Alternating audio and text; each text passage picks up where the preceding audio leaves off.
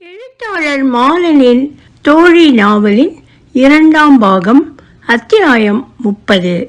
ஒலிவடிவம் சரஸ்வதி தியாகராஜன், பாஸ்டன். இந்த முறை அவ்வளவு கெடிபிடிகள் இல்லை. ஆனால் இது சென்ற முறை நுழைந்த வாயிலும் இல்லை. பிரதமர் அலுவலகத்தில் விஐபிகளுக்கென்று தனி வாயில் திறந்திருந்தார்கள். வரவேற்பறையில் சிற்சில மாற்றங்கள் தெரிந்தன. வெள்ளை நிற சோஃபாக்கள் மாறவில்லை. ஆனால் மூலையில் இருந்த புத்தர் வெளியேறி சற்றே உயிராக இடுப்பை சாய்த்து நிற்கும் மாதுருபாகனுக்கு இடம் கொடுத்திருந்தார். மேடம், என் பெயர் சபயசாட்சி முகர்ஜி என்று அறிமுகப்படுத்திக் கொண்டார் எதிரே வந்து நின்ற இளைஞர். குமுதா இல்லையா? குமுதாஜி 6 மாதம் முன்பு மாற்றலாகி போய்விட்டார். மாற்றல் வாங்கி கொண்டு போனாரா, இல்லை மாற்றப்பட்டாரா? வித்யாவின் இதழில் நெளிந்த முறுவலில் சற்றே கேலியும் கலந்திருந்தது. அது எனக்கு தெரியாது மேடம் என்று புன்னகை முகத்தை சலனமற்று வைத்துக்கொண்டு, இப்போது நீங்கள் பிரதமரை சந்திக்கலாம். ஆனால் தவறாக நினைக்க வேண்டாம். 5 நிமிடங்கள் தான் ஒதுக்கி இருக்கிறார். அவர் இன்றிரவு ஆஸ்திரேலியா செல்கிறார். அதனால் இன்று வழக்கத்தை விட சற்று கூடுதலாக பிஸியாக இருக்கிறார். கவலை வேண்டாம், அவர் அழைத்துத்தான் நான் வந்திருக்கிறேன். நானும் நிறைய வேலைகளை போட்டபடி விட்டுத்தான் வந்திருக்கிறேன் என்றால் வித்யா வெடுக்கென்று. முகர்ஜி முகம் இறுகியது. எதுவும் பேசாமல் பிரதமர் அறை நோக்கி அழைத்து சென்றார். பிரதமர் இன்றும் எளிமையாக உடுத்தியிருந்தார். ஆனால் அதில் ஒரு வசீகரம் இருந்தது. நகரத்திற்கு மிளகாய் பழ நிற பார்டர் கொண்ட வெள்ளை காதிப்பட்டு, புடவைக்கும் பார்டருக்கும் சம்பந்தமில்லாமல் மயில் கழுத்து நீளத்தில் சோழி. எங்கிருந்துதான் இவர்களுக்கு மாத்திரம் இத்தனை அழகான சேலைகள் கிடைக்கின்றன?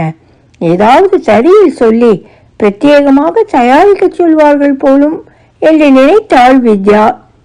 வணக்கம் வித்யாஜி, எப்படி இருக்கிறது ஹாட் சீட்? என்ன என்பதை போல் வித்யா பிரதமரை பார்த்தாள். முதலமைச்சர் நாற்காலியை சொல்கிறேன்.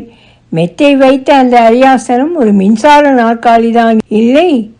அதுவும் உங்கள் மாநிலத்தில் அது டூ ஹாட் சீட் என்ற பிரதமர் தனது ஜோக்கிற்கு தானே சிரித்து கொண்டார். உடனே, ஆனால் அந்த நாற்காலிக்கு நீங்கள் அழகு சேர்க்கிறீர்கள் என்றுதான் சொல்ல வேண்டும் என்று முறுவலித்தார். முகமங்களில் நேரத்தை வீணாக்காமல் நேரடியாக, நாடாளுமன்ற தேர்தலுக்கு தயாராகி வருகிறீர்களா என்று கேள்வியை வீசினார். அதற்கு இன்னும் 1 வருஷத்திற்கு மேல் இருக்கிறதே. ஓ, நீங்கள் அப்படி நினைக்கிறீர்களா? நான் 1 வருஷம்தானே இருக்கிறது என்று நினைத்தேன். வித்யா ஒரு அரைக்கணம் பிரமித்தாள். பிரதமரின் தொடர் வெற்றிக்கு காரணம் என்ன என்பதற்கு ஒரு ஹிண்ட் கிடைத்தது போல் இருந்தது. நான் எதற்கு உங்களை பார்க்க விரும்பினேன் என ஏதும் ஊகித்திருக்கிறீர்களா என தெரியவில்லை. ஆனால் நான் முந்திக் கொள்கிறேன். வரும் தேர்தலில் எங்களுக்கு 30 MP சீட் கொடுக்க மாட்டீர்களா? 30? எங்கள் மாநிலத்தில் இருப்பதே 40 தான். தெரியும். 40இல் 30 என்றால் 3/4 பங்கை கொடுத்து விட்டால் நாங்கள் என்ன செய்வது? நீங்கள் சட்டமன்றத்தில் நிறைய இடம் எடுத்துக்கொள்ளுங்கள். சென்ற முறை 60 என்னவோ கொடுத்தீர்கள் என ஞாபகம். 62. அதை இந்த முறை 40ஆக குறைத்து கொள்ளுங்கள். எங்களுக்கு ஆட்சேபமில்லை. நாங்கள் சட்டமன்றத்திற்கு வந்து என்ன செய்ய போகிறோம்? இது நீங்கள் எல்லாம் நாடாளுமன்றத்திற்கு வந்து என்ன செய்ய போகிறீர்கள் என்று எங்களை சொல்வது போல் இருக்கிறது என்றாள் வித்யா. ஓஹோஹோ என்று உறக்கச் சிரித்தார் பிரதமர். இந்த சிரிப்பிற்கு என்ன அர்த்தம் என்று வித்யாவிற்கு புரியவில்லை. ஓகே வித்யாஜி, நான் வெளிப்படையாகவே சொல்கிறேன். உளவுத்துறை அறிக்கைகள் வரவிருக்கும் தேர்தல் எங்களுக்கு அத்தனை எளிதாக இருக்காது என்று சொல்கின்றன. வட மாநிலங்களில் வாக்குகள் மத ரீதியாக பிரியலாம். அப்படி பிரிந்தால் பல தொகுதிகளை நாங்கள் சிறிய வித்தியாசத்தில் இழக்கும் சாத்தியங்கள் இருக்கின்றன. தென் மாநிலங்களில் மதம் ஒரு பிரச்சனை இல்லை. அதனால் இந்த முறை நாங்கள் முன்பை விட அதிக எண்ணிக்கையில் போட்டியிட்டாக வேண்டும். குறிப்பாக தென் மாநிலங்களில் அதிக இடங்களில் போட்டியிட வேண்டும் என தீர்மானித்திருக்கிறோம். உங்கள் உதவி தேவை. புரிகிறது. கட்சியில் பேசிவிட்டு சொல்கிறேன். கமான் வித்யாஜி, உங்களை மீறி கட்சி என்று ஒன்று இருக்கிறதா? என்னுடைய எதிரிகள்தான் என்னை சர்வாதிகாரி என்று சொல்லிக் கொண்டிருந்தார்கள். அதை இப்போது நீங்களும் சொல்கிறீர்கள். நீங்கள் எதிரியா தோழியா? அதை நீங்கள்தான் முடிவு செய்ய வேண்டும். நமது ஜனநாயகம் என்பதே சர்வாதிகாரிகளை உருவாக்கும் ஒரு சாதனம்தான். நீங்கள் உங்கள் கட்சிக்குள் சர்வாதிகாரியாக இருக்க வேண்டும் என்றுதான் விரும்புகிறேன். உங்கள் கண்ணசைவுதான் கட்டளையாக இருக்க வேண்டும். சொல்தான் சாசனமாக இருக்க வேண்டும். இறுதி முடிவு உங்களுடையதாகத்தான் இருக்க வேண்டும். அறிவாளிகள் விலகி போவார்கள், துதிப்பாளிகள் சூழ்ந்து கொள்வார்கள் என்று என் பத்திரிகை நண்பர் எச்சரிக்கிறார். அறிவாளிகளை வைத்துக்கொண்டு என்ன செய்ய? அவர்களால் 10 ஓட்டு வாங்கி தர முடியுமா? எங்கள் நிதி அமைச்சரின் மனைவி என்னிடம் ஒரு முறை சொன்னார், மேடம்ஜி, உங்களுக்காகத்தான் இவருக்கு ஓட்டு போட்டேன். இவர் மட்டும் தனியாக நின்றிருந்தால் நான் கூட இவருக்கு போட்டியிருக்க மாட்டேன். அவ்வளவுதான் அவர்கள் செல்வாக்கு. ஏனம்மா அப்படி என்றேன். எதற்கெடுத்தாலும் கேள்வி, எதை எடுத்தாலும் முட்டுக்கட்டை. இனிமேல் அது உங்கள் தலைவலி என்றாள். துதி பாடட்டுமே. நாம் துதிக்கு தகுதியானவர்கள் இல்லையா? தேவிகளை புகழ்வது நம் இந்திய மரபு. நாம் தேவிகள் தானே. அது வெறும் துதி என்று நமக்கு தெளிவிருக்கும் வரை நாம் மிரள வேண்டியதில்லை. நான் எட்டி பார்க்கிறேன் தெரியுமா? இனிப்பு இருக்கும் இடத்திற்குத்தான் எறும்புகள் வரும். என்றாலும் எறும்புகளிடம் நாம் ஜாக்கிரதையாகத்தான் இருக்க வேண்டும். காதுக்குள் புகுந்து யானையே சாய்த்து விடும் என்பார்களே, அதுவா? பிரதமர் கொசு விரட்டுவது போல தன் மூக்கிற்கு நேரே கைகளை வீசினார். அதுவல்ல, எறும்புகள் ஒன்று கூடினால் சர்க்கரை கட்டியை கடத்தி கொண்டு போய்விடும். மறுபடியும் ஓஹோஹோ என்று சிரித்தார். பின் கம்மிங் டு பிரஸ் டாக்ஸ் என்று சொல்லிக்கொண்டு சீரியஸாக பேச ஆரம்பித்தார். 30 அதிகம் என்று நினைக்கிறீர்கள் போலிருக்கிறது. 25க்கு மேல் கிடைக்கும் என்றாவது நான் நம்பிக்கை கொள்ளலாமா? என்னால் எதுவும் இப்போது உறுதியாக சொல்ல முடியாது. All right, take your time என்று எழுந்து கொண்டார் பிரதமர். ஆனால் அதிக நேரம் எடுத்துக்கொள்ளாதீர்கள். நான் இன்றிரவு ஆஸ்திரேலியா கிளம்புகிறேன். 3 நாளில் திரும்பி விடுவேன். நான் வந்தபின் எங்கள் அரசியல் விவகார குழு கூட்டம் வைத்திருக்கிறேன். அதற்குள் தெரிந்துவிட்டால் நல்லது. ஒரு வேளை. பிரதமர் ஒரு கணம் இடைவெளி விட்டு நிறுத்தினார்.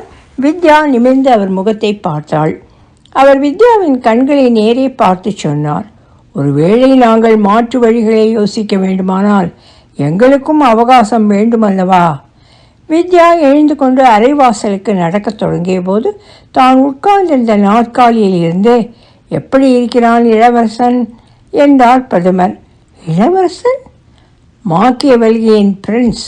ஓ, அவன் பொல்லாதவன். ஓ, ஐ நோ. ஆனால் எறும்புகளை விட ஆபத்தானவன் அல்ல என்று சிரித்தார் பிரதமர். திரும்பும் வழியெல்லாம் யோசித்து கொண்டே வந்தாள் வித்யா. என்ன சொல்ல எண்ணுகிறார் பிரதமர்? வெளிப்படையாக பேசுகிறேன் என்று சொல்லிக்கொண்டே ஏதோ பூடகமாக பேசுகிறார். எறும்புகள் என்றாரே, அது என்ன? என்னை சர்க்கரை கட்டி என்று மெச்சுகிறாரா? இல்லை என்னை சுற்றி இருப்பவர்கள் என்னை தவறாக வழிநடத்துகிறார்கள் என எச்சரிக்கிறாரா? உளவுத்துறை அவருக்கு அப்படி ஏதும் குறிப்புகள் கொடுத்திருப்பார்களோ? உளவுத்துறையை நான் முழுவதும் நம்புவதில்லை என்று சொல்லிக்கொண்டே அதை ஆதாரமாக வைத்து பேசுகிறாரே. கிளம்பும்போது மாக்கியவெளியை ஏன் நினைவுபடுத்தினார்? ஆட்சியில் இருப்பவர்கள் அதிகாரத்தை தக்க வைத்து கொள்ள என்ன வேண்டுமானாலும் செய்யலாம். ஆம், என்ன வேண்டுமானாலும். ஏமாற்று, கட்டாயப்படுத்துதல், ஏன் வன்முறை கூட என்று சொல்லித்தானே புத்தகத்தை கொடுத்தார். அதை மென்மையாக நினைவுபடுத்துகிறாரோ? நினைவுபடுத்தி மறைமுகமாக மிரட்டுகிறாரோ? மாற்று வழி என்றாரே, அப்படி என்றால் கூட்டணியை விட்டுவிட்டு வெளியேறி விடுவோம் என்கிறாரா? வெளியேறி தனியாக நின்றால் டெபாசிட் வாங்க மாட்டார்கள். ஒருவேளை அருட்செல்வனோடு சேர்ந்து கொள்வார்களோ? அதுபடி அருட்செல்வன் முகாம் எம்எல்ஏக்களை இழுக்க முயற்சிக்கிறது என்று முதலில் என்னை அலர்ட் செய்தவரே அவர்தானே. நான் கேட்டுக்கொண்டபடி ஜனாதிபதி ஆட்சியை அமல்படுத்தி அவகாசம் கொடுத்து ஆட்சிக்கு வருவதற்கும் காரணமாக இருந்தாரே. நாடாளுமன்றத்தில் என் கன்னி பேச்சை ரசித்து விருந்துக்கு அழைத்தாரே. அவ்வளவு பிரியம் காட்டியவர் விலகி போய்விடுவாரா? போகட்டுமே, எனக்கு என்ன நஷ்டம்? சரி, அவர்கள் கேட்பதை கொடுப்பதில் தான் என்ன நஷ்டம் வந்துவிடப் போகிறது? 40 இடத்திலும் நாம் ஜெயித்தாலும் கூட மத்தியில் நாம் ஆட்சியை அமைத்துவிட முடியாது. அது சரிதான். ஆனால் அது எப்படி அவர்கள் நம்மை நாம் சொன்னால் செய்வார்கள் என்று அலட்சியமாக டேக் இட் ஃபார் கிராண்டடாக எடுத்துக்கொள்ளலாம். மாற்று வழி என்று மறைமுகமாக மிரட்டலாம். அவர்களுக்கு தெரிய வேண்டும், இந்த வித்யாவை மிரட்டி பணிய வைக்க முடியாது. இது அவர்களுக்கு தெரிய வேண்டும். No, I will not budge. அவர்கள் பேச்சுக்கெல்லாம் ஆடுவதற்கு இந்த வித்யா அவர்களது அடிமை இல்லை. அரசி எலிவளையானாலும் தனிவளை எனக்குண்டு. சென்னை திரும்பிய மறுநாள் தில்லிக்கு செய்தி அனுப்பினாள். சுருக்கமான ஒற்றை வரி செய்தி: மன்னிக்கவும், உங்கள் கோரிக்கையை ஏற்க முடியவில்லை. அரசியல் நகர்வுகளை மோப்பம் பிடிக்கும் ஒரு தில்லி பத்திரிகை கூட்டணி முறிந்தது என பெரிய கேள்விக்குறி போட்டு முதல் பக்கத்தில் செய்தி வெளியிட்டது. உன்னிப்பாக வாசித்த போது அது மோப்பம் பிடித்த செய்தி அல்ல, கசிய விடப்பட்ட செய்தி என்பது புரிந்தது. கூட்டணி முறிந்தது என்ற செய்தி உண்மையா என்று தலைமைச் செயலக அறையிலிருந்து இறங்கி காரில் ஏற இருந்த வித்யாவை வழிமறித்து பத்திரிகையாளர்கள் கேட்டார்கள். எங்களுக்கு தகவல் இல்லை என்றாள் வித்யா. ஒரு வாரத்திற்கு பின் தகவல் வேறு வடிவில் வந்தது. ஆழ்ந்த உறக்கத்தில் இருந்த வித்யாவை அதிகாலையில் அலறி அடித்து கொண்டு எழுப்பினாள் சித்ரா. அக்கா, இன்கம் டேக்ஸ்காரங்க ரைடுக்கு வந்திருக்காங்க. கண்ணை துளைத்து கொண்டு எழுந்த வித்யா, எங்கே, நம் வீட்டிற்கா என்றாள்.